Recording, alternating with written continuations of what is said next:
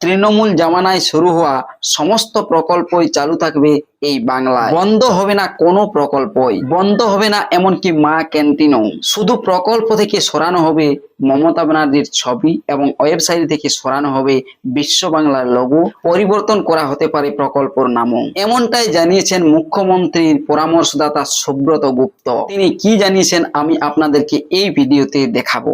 আপনারা অনেকেই মনে করছেন যে মমতা ব্যানার্জির সরকার যে যে প্রকল্পগুলো করেছিল বা মানুষের সুবিধা হতো সেই প্রকল্পগুলো নতুন সরকার হয়তো আর চালাবে না, এমনই মনে প্রশ্ন জাগছিল। সেই প্রশ্নের সন্দেহ দূর হলো। যেমন লক্ষ্মীর ভান্ডার ছিল, যুব সাথী ছিল বা অন্যান্য যে প্রকল্পগুলো ছিল, সবুজ সাথী, যে সমস্ত প্রকল্পগুলো ছিল সেই প্রকল্পগুলো মনে করা হচ্ছিল যে এগুলো আর দেওয়া হবে না। এমনটা কিন্তু হবে না, সেটাই জানিয়েছেন মুখ্যমন্ত্রীর উপদেষ্টা সুব্রত গুপ্ত। দেখুন তিনি কি জানিয়েছেন এবং কি বলেছেন।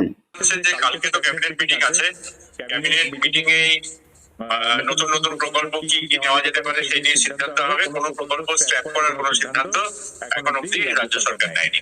আপনারা ওয়েবসাইট গুলো লক্ষ্য করে দেখুন, যেমন এই যে এই ওয়েবসাইটটি রয়েছে, এটি হচ্ছে কৃষক বন্ধু প্রকল্পের অফিসিয়াল ওয়েবসাইট।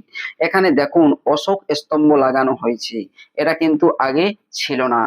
আর দেখুন এই যে ক্ষেত মজুর প্রকল্পের যে অফিসিয়াল ওয়েবসাইটটি, এই ক্ষেত মজুর প্রকল্পের অফিসিয়াল ওয়েবসাইটেও দেখুন অশোক স্তম্ভ লাগানো হয়েছে। বিশ্ব বাংলার লোগো সেইগুলোতে ছিল, সেগুলো কিন্তু আর নেই। আর আজকের যে ক্যাবিনেট বৈঠক রয়েছে নবান্নে, সেই বৈঠকে এই সমস্ত প্রকল্প চালু থাকবে এটা নিয়ে বৈঠক হবে।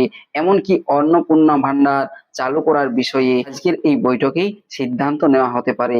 অফিসিয়াল ভাবে অন্নপূর্ণা ভান্ডার প্রকল্প চালু করার বিষয়ে জানাবেন, তখনই আমি আপনাদেরকে ভিডিও করে জানিয়ে দেব।